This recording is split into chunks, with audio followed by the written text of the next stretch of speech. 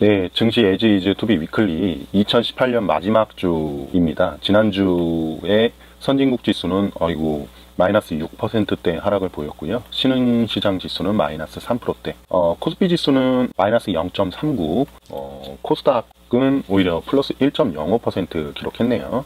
예, 지난주에 가장 중요한 게 미 FOMC 12월 회의 결과였죠. 그래서 그 부분을 좀 다루겠고요. 그리고 경기 둔화 우려감, 미국 정부 셧다운, 중국 경제 공작 회의 등이 있었습니다. 네, 먼저 미국의 12월 FOMC 결과가 나왔습니다. 금리 인상 예상대로 했고요.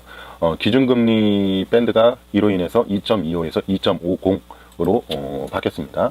그리고 내년에 금리 인상 점도표는 3회에서 2회로 하향 조정이 됐고요. 20년 이래는 그대로 유지를 했습니다. 그리고 중립금리는 2.9%로 그 전에 3.0에서 다소 하향하였다라고 보시면 되겠습니다. 연준의 매파적 스탠스가 일부 완화가 시작되었다고 보여지거든요. 그런데 파웰 의장의 인터뷰가 이게 조금 문제가 있었습니다. 그로 인해서 시장의 기대에는 여러모로 많이 못 미쳤다는 것이 시장 전문가들의 대다수 의견으로 보여집니다. 금리 관련 파웰 의장의 코멘트에서 추후 경기 우려감을 내비친 것이 실책입니다. 추후 경기 우려감을 굳이 내비칠 필요는 없었거든요.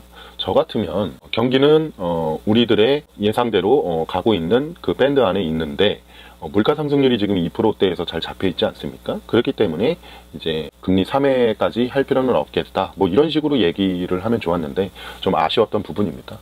그리고 기자들의 질문에서 제가 전에 말씀드렸던 양적 완화 축소 부분이 있잖아요. 이 부분도 조금 기대를 했나 봅니다. 그 매월 이제 그 몇백억 불씩 지금 줄여 나가고 있죠. 그거에 대한 이제 정책 변화가 혹시 있냐 질문에 전혀 고려하지 않다고는 발언을 하면서 시장의 실망감이 아주 극대화되었다라고 보시면 되겠습니다. 이러한 결과에 이러한 인터뷰에 실망한 특히 미국 증시는 지금 연일 하락세를 보여주면서요.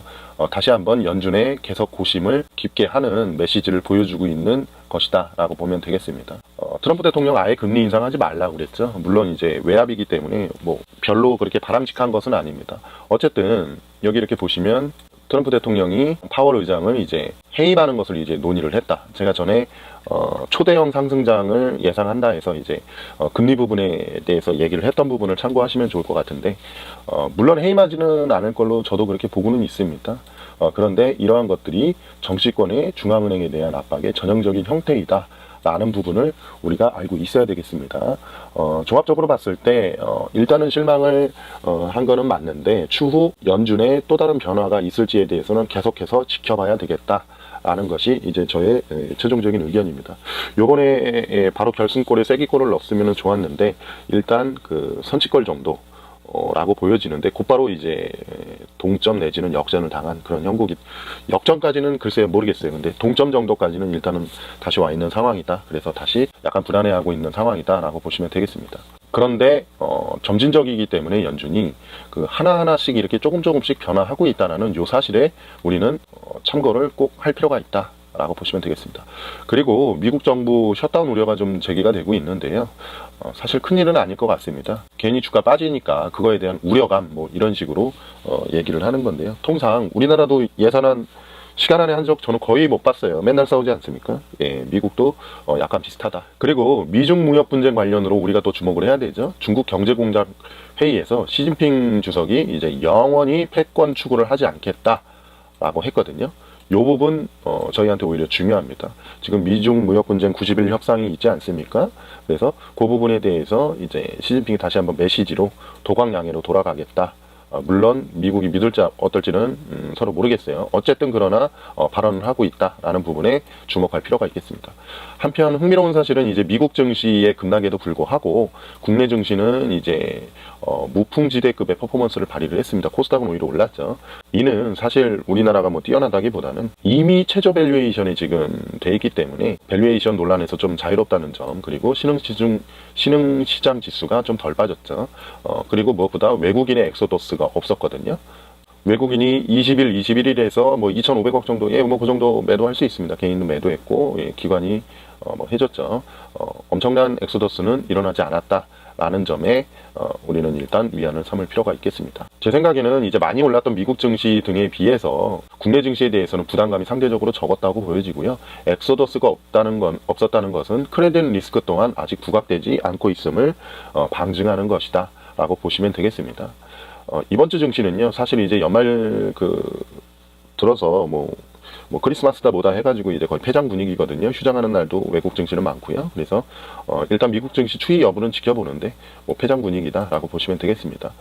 지난주 FOMC의 회의 결과에 대한 실망감이 좀 많이 극대화된 모습이 이제 지난주였거든요. 이게 언제부터 희석되는지에 대한 거를 좀 살펴봐야 될 것 같습니다. 일단 연준 위원들의 연설은 없어요. 그래서 시장 자체적으로 실망감에 대한 희석이 필요한데요. 일부 전문가들 사이에서는 경기 둔화 우려감이 지금 지표의 추세가 생각보다 그렇게 경기 둔화 추세가 빠르지 않거든요. 그래서 조금 과도한 측면이 있다라는 점이 부각이 돼야 될 거고, FOMC 결과에 대한 실망감은 이해를 하지만 시간이 흐를수록 좀 전에 말씀드린 내용과 또 미중 무역 분쟁 해결에 따라 경기 회복 속도가 예상보다 빠를 수도 있다는 의견들이 하나둘씩 좀 제시가 돼야 될 것 같습니다.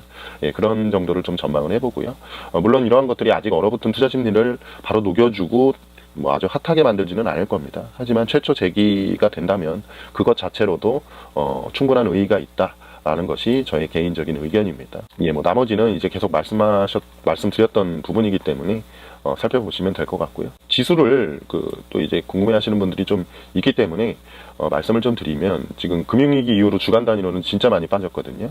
예, 그만큼 실망감이 크다고 볼 수가 있는데, 굳이 놓고 보면 이제 크레딧 리스크가 아주 심하게 금융위기로 불거질 가능성은 좀 옅거든요. 그래서 그런 점들을 좀 감안했을 때 많이 양보해서 이제 놓고 봤을 때 선진국 지수는 약 10% 정도의 하락 룸이 있다고 보시면 될 것 같고요. 주로 미국 증시 보시면 될 거고, 이제 국내 증시는 사실 어느 정도 이미 와 있는 상황이기도 합니다. 혹은 이제 국내 증시도 굳이 또 큰 문제가 생기면 한 1800포인트까지 갈 수 있다라고 보시면 되겠습니다.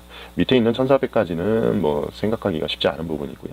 그래서 그런 정도로 좀 놓고 보시면 되지 않을까 싶습니다. 코스닥 지수는 이미 장기적으로 한번 건드렸죠. 예, 그래서 그런 정도 보시면 될 것 같습니다.